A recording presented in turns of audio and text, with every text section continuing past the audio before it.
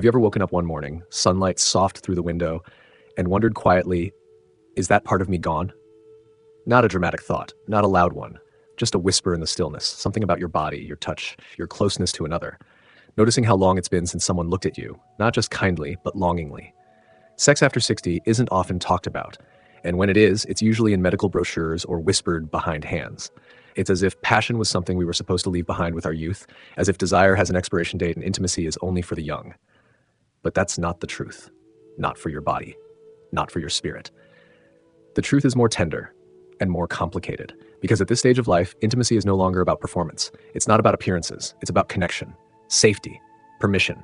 It's about reclaiming what was never lost, only buried beneath grief, routines, or the quiet ache of being alone too long. And yet, many carry shame around this, even fear. Some worry that desire makes them seem foolish. Others wonder if wanting more touch, more closeness, more fire is selfish or unrealistic after a certain age. But here's something no one tells you. Sex doesn't vanish. It changes shape. And when you begin to understand what intimacy really means after 60, it can become something deeper, freer, and more honest than it ever was before. So if this is something you've questioned in your quiet moments, if you've ever wondered, is it still safe? Is it still possible? Is it still mine?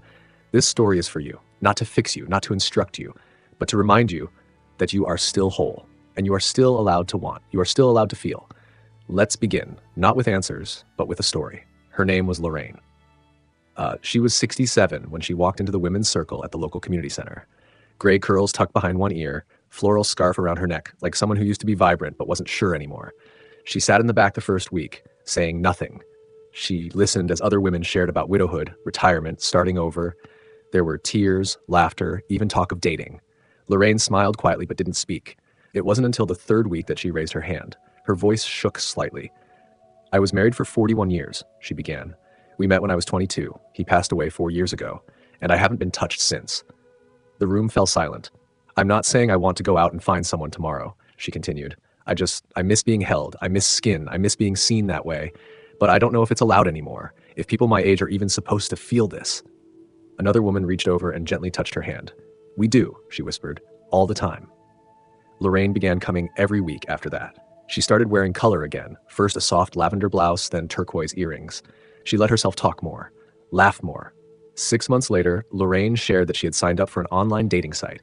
"I didn't put much on the profile," she said, laughing, "just that I liked jazz, black coffee, and being barefoot in the garden.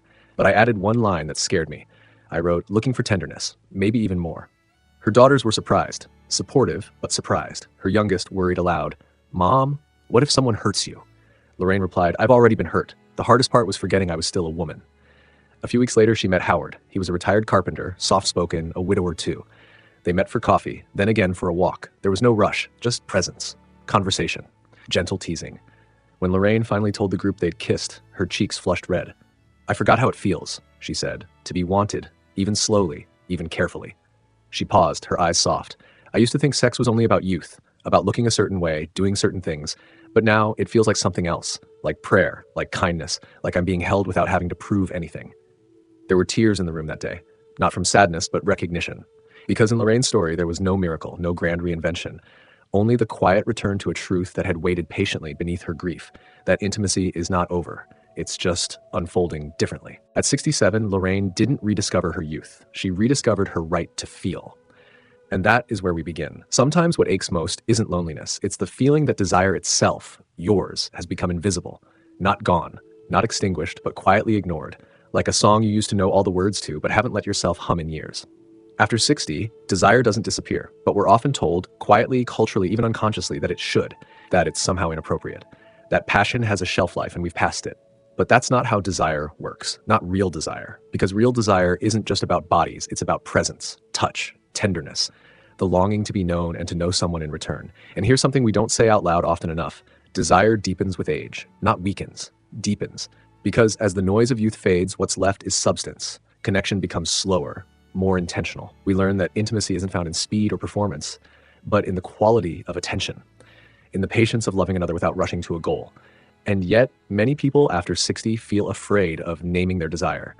They've lost partners to illness or grown apart after decades. Some have spent years caregiving, becoming invisible to themselves in the process. So when desire stirs again, maybe through a memory or a brush of skin or a quiet morning ache, it can feel disorienting, even shameful. But there is no shame in wanting to be touched. There is no shame in being a full, feeling human being. As the therapist Esther Perel wisely said, eroticism thrives in the space between the expected and the mysterious, and it doesn't belong to the young. It belongs to the alive. You are still alive, still breathing, still capable of feeling not only comfort, but thrill. And no, it may not look like the movies. There may be softness where there was once firmness. There may be tremors where there was once steadiness. But there is also depth now, gentleness, and often gratitude. That first kiss after years of none, it doesn't just touch the lips, it stirs the soul. And yes, desire after 60 comes with different questions. Is it safe? Am I healthy enough? Will they see me? Will I see myself? These are tender, honest questions. They don't take away desire. They shape it into something more spacious, something that includes care, consent, comfort, something that says you don't have to rush, you don't have to prove, you only have to be present. Carl Jung once said, the privilege of a lifetime is to become who you truly are. Perhaps this stage of life, this slower, softer chapter, isn't about discarding desire. Maybe it's about letting it become honest, letting it become real, letting it meet you where you actually are, not where you once were. So if desire still lives in you, quietly, gently, don't shut it down. Don't dismiss it as silly or selfish. It's not a mistake. It's not a ghost. It's you, reminding yourself you are still alive in the deepest places. Let me ask you this. Is there a part of you that still longs to be seen? Not for who you were, but for who you still are. There's a kind of romance no one told us about when we were younger. It doesn't begin with roses or candlelight. It begins with trust. After 60, the idea of safety and intimacy takes on a different weight. Not because we are fragile, but because we are wise. Because we've lived through enough to know what it means to feel unsafe, physically, emotionally, or even spiritually. And so what used to pass for excitement, unpredictability, the chase, the game, often gives way to a deeper kind of seduction, one rooted in presence and emotional honesty. You see, safety doesn't kill desire, it deepens it. Because when we feel safe, our bodies relax. When we feel safe, our hearts open. When we feel safe, we don't have to brace ourselves. We can surrender. We can be seen. For many people over 60, this sense of safety has been compromised, perhaps by betrayal, neglect, or simply long years of silence. Some spent decades in marriages where physical closeness became distant, or where emotional intimacy was replaced by routine. So the idea of beginning again, of opening your body, your heart, your vulnerability, can feel terrifying. But here's the gift. You now have the language to name what you need. You don't have to pretend anymore. You don't have to perform. You can say out loud, I need to feel safe. I need to go slowly. I need to be touched with kindness. And the right partner, one aligned with your season of life, won't see those words as demands. They'll see them as an invitation. Because when someone listens to your boundaries with care, when they ask before touching, when they check in gently afterward just to say, was that okay for you? That's not clinical. That's courting. It's not less romantic. It's more. There is a quiet thrill in knowing someone honors your body, not in spite of its changes, but because of its truth. They're not rushing to get to some destination. They're journeying with you. As trauma researcher Dr. Bessel van der Kolk writes, being able to feel safe with other people is probably the single most important aspect of mental health. Safe connections are fundamental to meaningful lives. And here's the deeper truth. When you feel emotionally safe with someone, your body often responds in kind. Your breath deepens, your nervous system calms. Touch feels like kindness, not threat.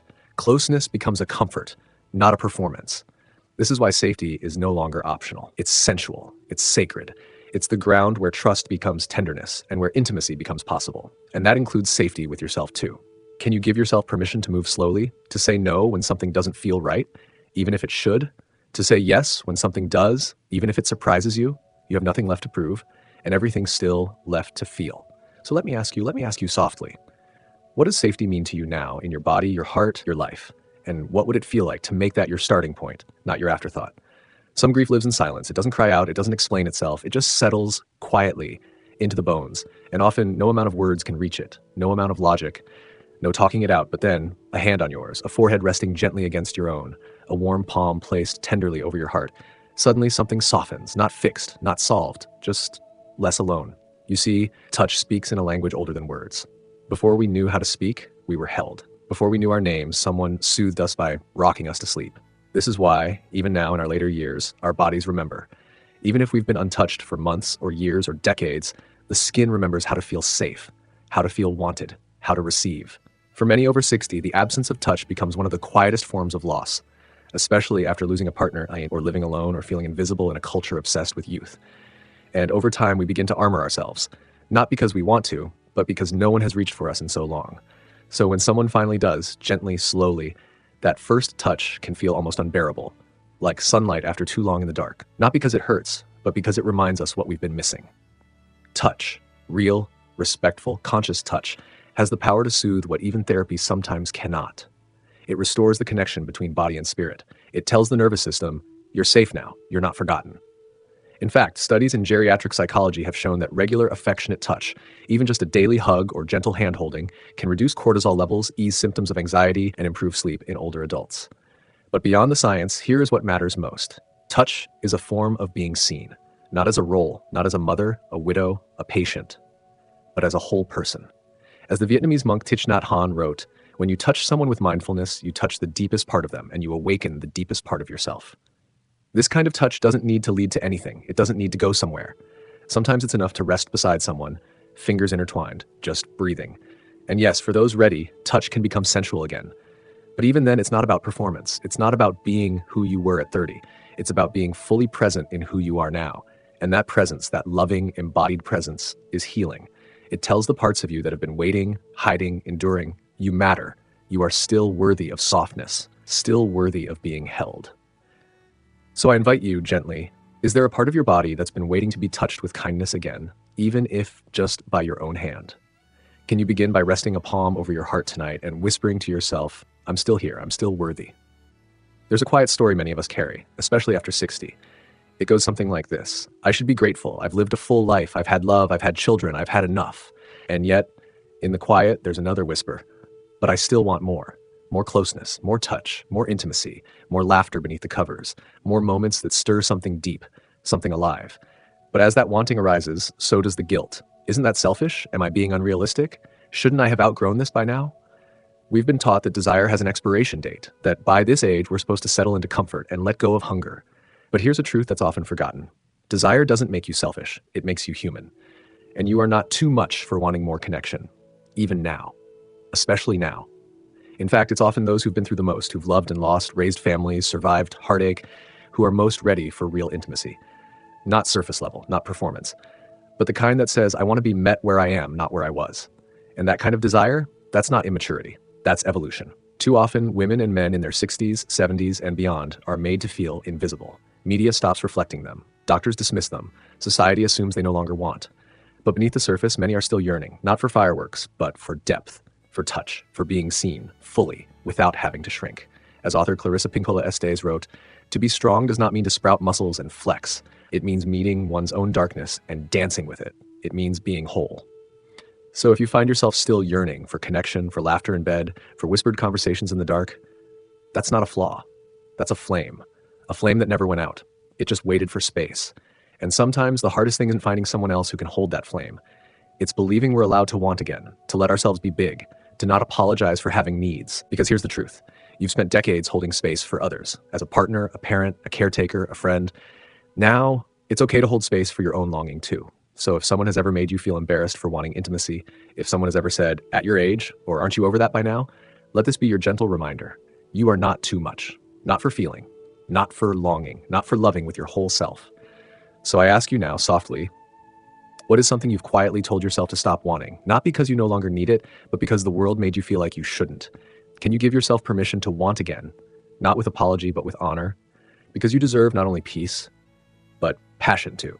There comes a moment, for many of us, when we step out of the shower, catch a glimpse of ourselves in the mirror, and pause. Not in disgust, not even in sadness, but in quiet unfamiliarity. Who is this body now? The lines, the softness, the sagging places that once held firmness, the creaks and shifts that arrive without warning, the skin that tells its own quiet history, not always flattering, but honest. And in that moment, many of us feel a tug. Can this body still be loved, desired, worthy of touch? Because we've been taught, often cruelly, often subtly, that aging bodies are less than, that beauty belongs to the young. That desirability ends where wrinkles begin. But those are lies, not soulful truths, just loud, unexamined noise. Because here is something tender and radical. Your body is still a home, not a problem to fix. It is not used up. It is not past its prime. It is living history. Every inch, from the stretch marks to the age spots, tells the story of survival, of devotion, of carrying life, loss, laughter, and longing. This body has held children, cried into pillows, reached for love, endured sickness, danced at weddings, grown gardens, buried loved ones, said yes, said no, started over. How could it ever be anything less than sacred? And yet, many of us hide. We turn off the lights. We apologize for our shape. We make jokes to cover our embarrassment, brushing off softness with sarcasm, calling ourselves old, broken, not what I used to be. But you are not here to be who you used to be. You are here to be fully who you are now, and that includes your body. As Buddhist teacher Pema Chodron once said, you are the sky. Everything else, it's just the weather. The weather changes, the skin changes, the joints, the hair, the libido, all of it shifts. But you, the one who lives within, the awareness, the tenderness, the soul, you remain whole, deserving. And when it comes to intimacy, real, slow, sacred intimacy, the right partner will not ask you to fix yourself. They will not measure you against youth. They will meet you right here as you are. Not because they're settling, but because they're seeing. What if the next time you looked in the mirror, you didn't search for flaws, but evidence of a life lived fully? What if you ran your hand over your belly, your chest, your thighs, not with criticism, but with care? What if you whispered just once, "Thank you for getting me this far"? Because your body has not betrayed you. It has carried you. And in intimacy, your softness is not a problem. It is an invitation to slow down, to breathe deeper, to feel more fully. So let me ask you, gently, what would shift if you treated your body not as a project, but as a beloved companion? Can you offer it kindness tonight? Even just a small gesture, a soft word, a warm touch? You are not broken. You are becoming. We tend to think of intimacy as something that happens behind closed doors, in the bedroom, beneath sheets, in whispers and shadows. But the truth is, intimacy begins much earlier than that. It begins in the way someone pours your coffee, the way they remember how you take it, 2 creams, no sugar. It begins in the way they reach for your hand as you cross the street, or in the way they ask, "Are you warm enough?" before a walk. These are the moments that build trust. That remind your nervous system, you're safe, you're seen, you matter. Because real intimacy is not something that suddenly turns on at night. It's something that is cultivated, softly, slowly, through care, through curiosity, through presence. After 60, we often come to understand this more clearly than ever. We've lived long enough to know that sex without intimacy can feel hollow. But intimacy, even without sex, can feel deeply, exquisitely fulfilling. And when the two come together, when touch is layered with tenderness and desire is cradled in trust, that is where intimacy becomes healing. It's not about grand gestures. It's not about roses or passionate declarations. It's about someone saying, "I want to know you, all of you, the parts you're proud of and the ones you hide."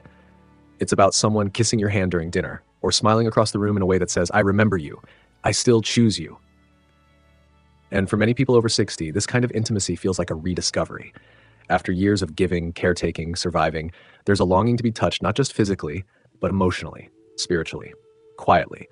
The poet John O'Donohue once wrote, "When you send that presence toward another person, you create a sheltering space around them, a safe room where someone else feels free." What if intimacy wasn't something you earn, but something you cultivate, moment by moment, not through perfection, not through performance, but through small sacred gestures, listening without interrupting, making tea for someone before they ask, leaving a light on, saying, "I'm glad you're here." These things are not preludes to intimacy. They are intimacy. And when shared between two people who respect and cherish each other, they can reignite a flame that feels more enduring, more real than anything rushed or idealized. So even if you haven't been touched in years, even if you're starting over, even if you're not sure what you want anymore, you can begin again, not with pressure, but with presence. You can create intimacy by how you show up, how you listen, how you care. So I'll ask you softly, where in your life right now is there space for intimacy, even if it's just a hand on a shoulder or a long, unhurried conversation? Can you begin building that closeness, not with sex, but with presence, and let everything else unfold in its own gentle time? Because in the end, intimacy isn't about where you end up, it's about how tenderly you walk there, together. There are seasons in life when intimacy goes quiet, not out of choice, but out of circumstance. After a partner passes, after a divorce, after years of caregiving or distance or just plain exhaustion. And before you even realize it, months, maybe years, have passed since someone last touched you with longing. Since someone last looked at you with that soft curiosity that says, "I want to know you, all of you." And in that silence, something happens. You begin to wonder if you've forgotten how. Not just how to be sexual, but how to be close, how to open, how to receive, how to share the quiet parts of yourself again. It's like an old language you once spoke fluently but haven't used in so long, the words feel foreign on your tongue. And yet, here is the healing truth. Intimacy can be relearned, gently, slowly, tenderly, even after years of silence, even after heartbreak, even if you're afraid. You see, closeness is not a performance. It's not about getting it right. It's about being present, about showing up, even with trembling hands. And if it's been a while, that's okay. You can begin again. Begin with small things, eye contact that lingers, a shared memory, a soft laugh in the kitchen, the brushing of fingers across a table, a willingness to say, "I'm not sure how to do this anymore, but I'd like to try." That admission, that honesty, it is intimacy. In fact, some of the most powerful closeness comes when we lay down the armor and say, I don't know, but I'm open. Because real intimacy isn't about expertise. It's about presence through vulnerability. And the beautiful thing about being over 60, we've outgrown the games. We no longer need to impress or pretend. We can be real, unsure, soft, curious, and that alone becomes the bridge. As the author Brené Brown writes, vulnerability is not weakness. It is our greatest measure of courage. So if you've been out of touch, emotionally, physically, or both, that doesn't mean something's wrong with you. It just means it's been a while. And like any skill, intimacy can return with practice, with patience, with warmth. And yes, it may feel awkward at first. There may be tears, or laughter, or long silences that hold more meaning than words ever could. But in those early moments of reconnection, whether with someone new or someone you've known for decades, something soft begins to return. The gentle rhythm of closeness, the quiet grace of permission, the sense that even after all this time, you're still capable of feeling deeply and being felt in return. So let me ask you gently, have you been holding your closeness in a quiet corner of your life, waiting, unsure, maybe even afraid? Could you give yourself permission to try again, not with perfection, but with tenderness? Because you haven't missed your chance. And it's not too late to remember how to be touched or how to touch. So now, dear one, take a moment. Let the quiet settle around you, not as a closing, but as an invitation inward. You've heard stories of desire, of safety, of the tender ache of longing that doesn't vanish with age, but deepens, refines, and sometimes resurfaces when you least expect it. Now I'd like to gently turn the mirror toward you, not for judgment, not to analyze or fix, but to offer a sacred pause, a breath of stillness where your heart can speak, if only in whispers. So let me ask you, when was the last time you let yourself feel wanted without apology? Not because someone needed you to care for them, not because it was expected, but because you are still a person with a body, a soul, a longing for closeness. Is there a part of you, quiet perhaps, but steady, that's been waiting to be acknowledged again? A hunger not just for touch, but for presence, to be looked at, truly, and not turned away from. What would it feel like to offer yourself that recognition, even before anyone else does, to say, I am still here, I still feel, I still want, and to let that be enough? So often we delay healing by waiting for someone else to give us permission. But what if instead you began tonight? Not with anything grand, not with someone else, just you, placing a hand over your own heart, breathing gently and saying, you are allowed to want more. Because intimacy in its truest form begins right there, in the quiet courage to feel again. You don't have to rush. You don't have to know the next step. You only have to say, I'm still open. Even if it's just a crack, even if it's just a prayer whispered into the dark. If this message stirred something in you, even just a little, know this, you're not alone. In a world that often forgets to see beyond the surface, beyond the age on your license or the softness of your skin, this little corner of the internet is here to remind you, you are still here, you still matter, and you are still worthy of love, real love, the kind that listens, that waits, that holds, the kind that doesn't ask you to be younger or smaller or quieter, only truer. If these words brought you a sense of comfort or reminded you of something you'd almost forgotten, you're gently invited to subscribe. There's no pressure, no perfect version of you required. Just show up as you are. That's more than enough. And now, before we part for today, I'd like to leave you with one final image. Close your eyes for just a moment if it feels safe to do so. Picture yourself standing in the soft light of early morning. You're wrapped in something warm. You feel the weight of your years, not as burden, but as belonging. You breathe in deeply. And for the first time in a while, you don't feel behind. You don't feel broken. You feel ready. Not to go backward, not to be who you were, but to begin again with gentleness, with presence, with a hand on your heart and a whisper that says, I am still capable of love and I welcome it. You don't have to start over. You only have to begin the next morning a little more gently. And when you're ready, we'll be right here waiting to walk with you.